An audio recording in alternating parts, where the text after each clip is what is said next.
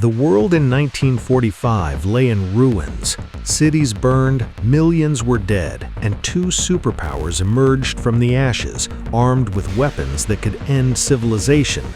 The United States and the Soviet Union stared across a divided Europe, their ideologies clashing like tectonic plates ready to fracture. Yet for 45 years, the Cold War never ignited into World War III. How did humanity walk that razor's edge and survive? It began with the Iron Curtain. Winston Churchill warned in 1946, "From Stettin in the Baltic to Trieste in the Adriatic, an Iron Curtain has descended across the continent." Behind it, Stalin consolidated control over Eastern Europe, installing puppet regimes. The West saw expansionism. Moscow saw a buffer against invasion after losing 27 million in the war.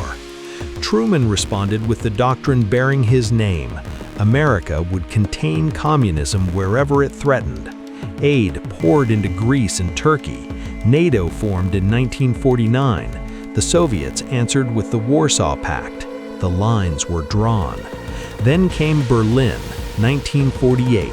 The city, deep inside the Soviet zone, was split into 4 sectors.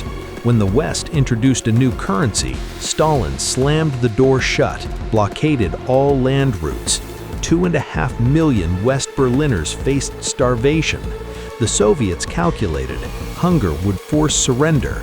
Instead, the West launched the Berlin Airlift. For 11 months, planes roared in every few minutes, dropping food, coal, even candy for children. Stalin blinked. The blockade lifted in May 1949. The first direct confrontation ended without shots fired, but the lesson was clear. Neither side wanted to cross into open war. The arms race accelerated. The Soviets tested their atomic bomb in 1949, years ahead of Western estimates. Truman authorized the hydrogen bomb. By the mid-1950s, both sides possessed weapons thousands of times more powerful than Hiroshima. Intercontinental ballistic missiles could reach the other's homeland in minutes. A new doctrine emerged: mutually assured destruction, MAD. Any attack would invite total retaliation. Leaders understood victory was impossible if both sides ceased to exist. That grim arithmetic became the cornerstone of survival. Korea tested the limits. In 1950, North Korean tanks rolled south. The United Nations, led by the United States, intervened. China poured in troops.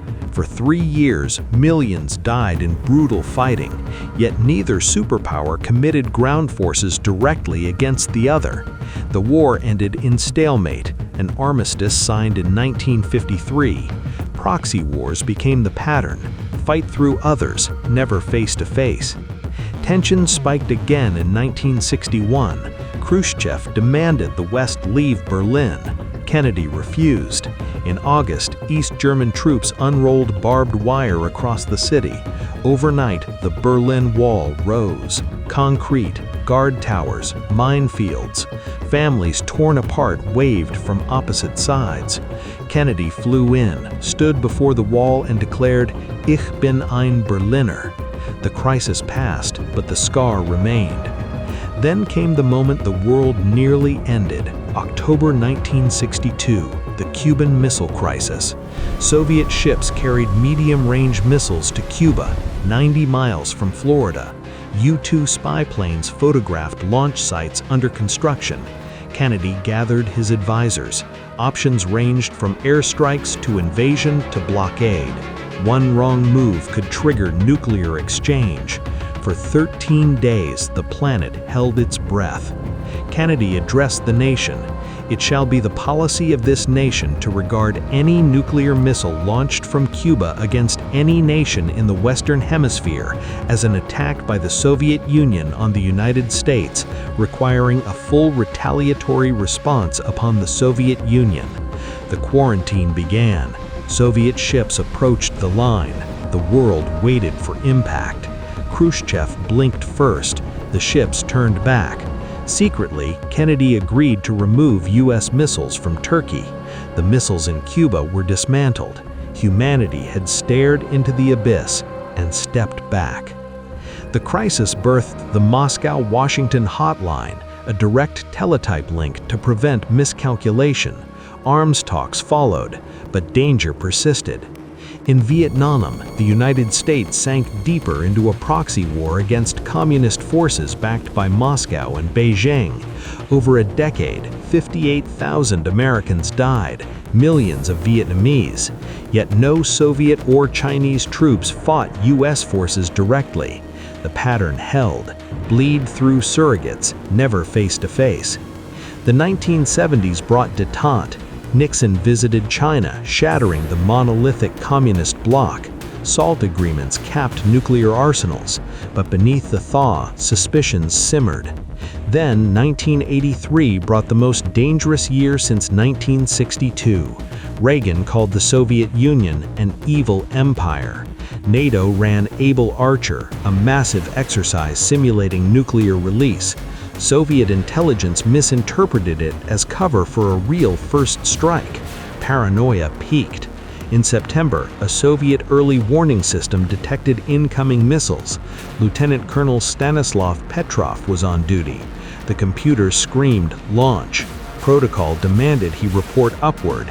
Instead, he reasoned, 5 missiles? A first strike would be hundreds. He called it a false alarm, sunlight glinting off clouds. He was right. The world never knew how close it came. Weeks later, another false alarm at NORAD showed thousands of Soviet missiles inbound.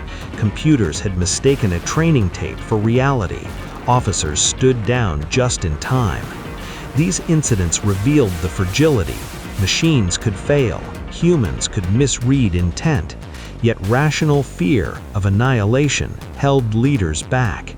Both sides invested in second strike capabilities: submarines, hardened silos, bombers always airborne.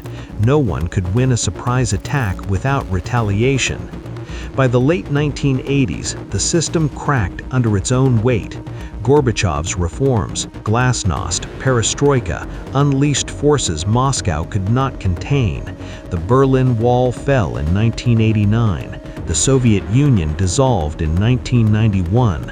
The Cold War ended not in fire, but in quiet collapse. Why did it never become World War III? Nuclear weapons did not make war impossible. They made total war suicidal. Proxy conflicts drained energy without forcing the final choice. Diplomacy, hotlines, arms control gave breathing room. And luck, Petrov's judgment, Khrushchev's retreat, countless unseen decisions tipped the balance. The Cold War taught a terrible truth: survival demands restraint when power is absolute. The superpowers learned it just in time. The question remains: will we remember?